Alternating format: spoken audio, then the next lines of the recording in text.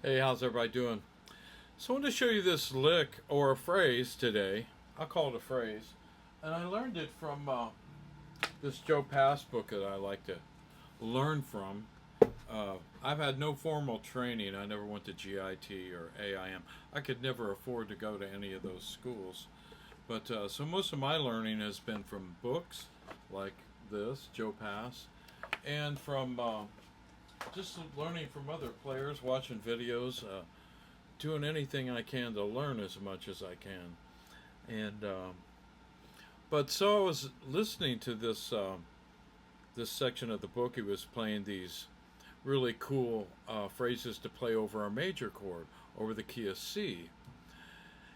And having knowing that C is the C major scale is also the G dominant seventh scale. They have the same notes. So sometimes when you learn a phrase, you can use it if you're playing a C major phrase, a lick.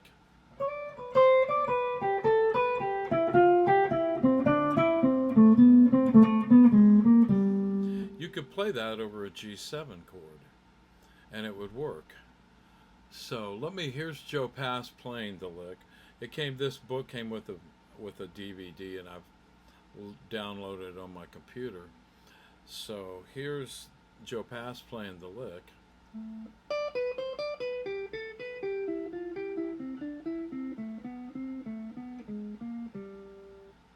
So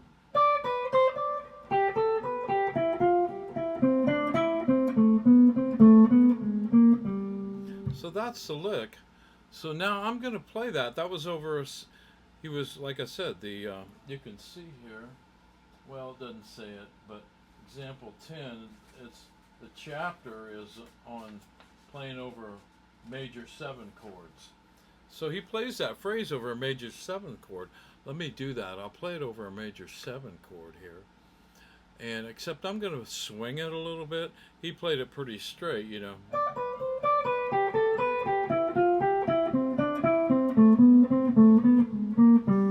Nothing wrong with that either. I mean, playing straight eights is okay. But if you're going to play with a swing groove, you want to swing it. So now I'm going to play that, hopefully over a nice swing feel. I don't know if the tempo is going to be a little faster probably than what he played it. Okay, so here's this phrase played over a major 7th chord vamp. And I'm going to be playing it swing with a swing feel, with swing eights. So here we go.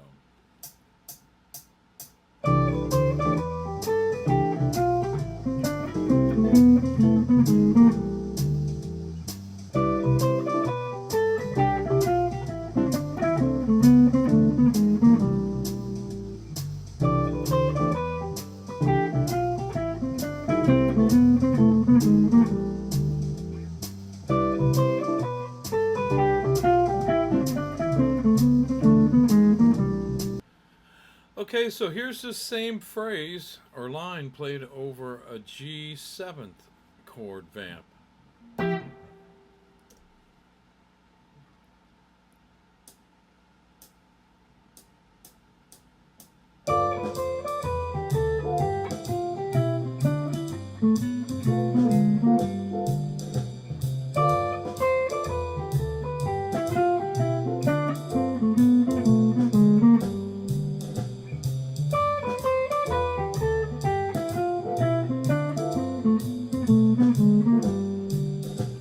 All right, so that I never changed any of the notes.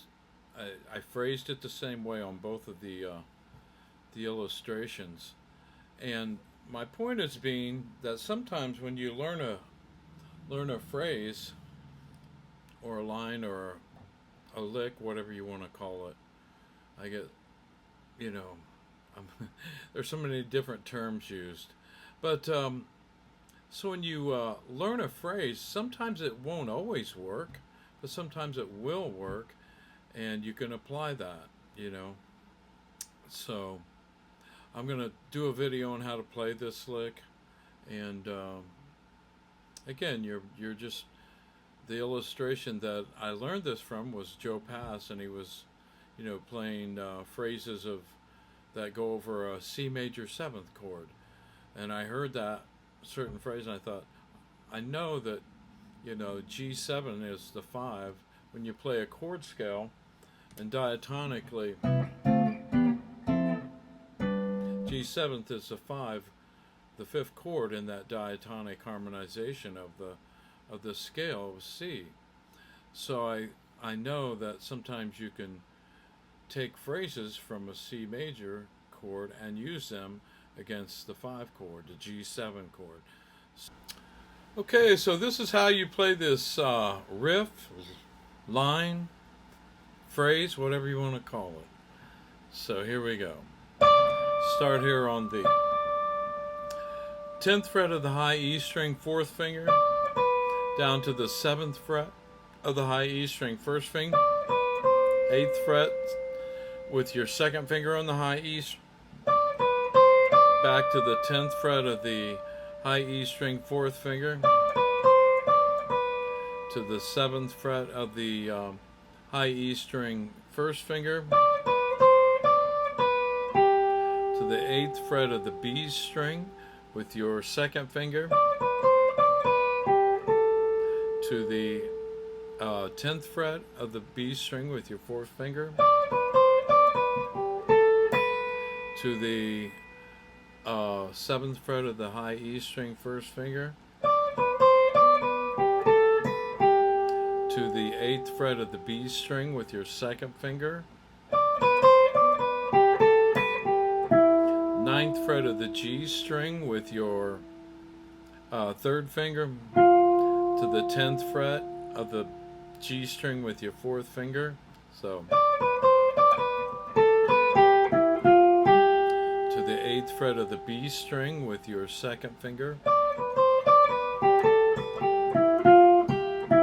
back to the 9th fret of the G string with your 3rd finger, to the 10th fret of the D string with your 4th finger, to the 7th fret of the G string with your 1st finger, to the 9th fret with your 3rd finger.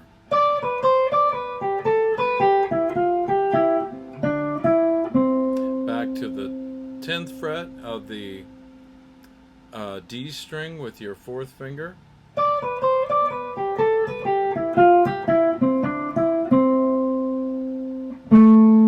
to the 7th fret of the D string 1st finger, to the 9th fret of the D string with your 3rd finger, to the 10th fret of the D string with your 4th finger, to the 7th fret of the D string with your 1st finger.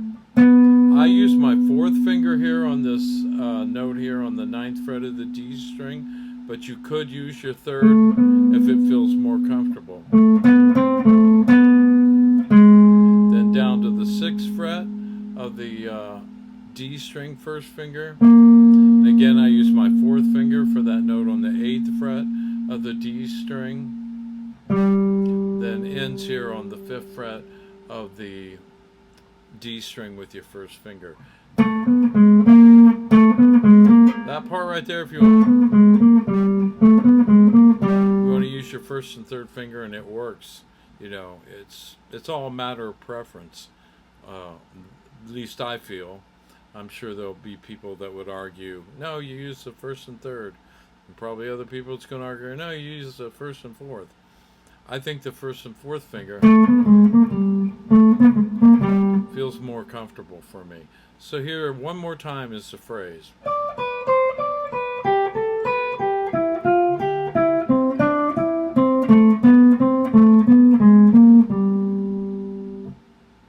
One more time.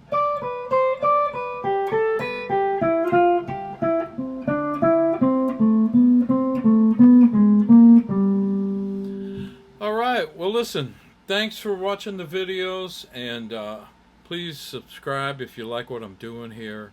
Hit the like button and hit the little bell if you want to get notified when I do a new video. And again, practice, practice, practice, you know. That's the only way you get better, you know. Put in the time. But what else? I was going to say something else. Maybe it's time for a Bucky's drink. Maybe. Anyway, y'all have a blessed evening. And again, thanks for watching my videos. Appreciate it.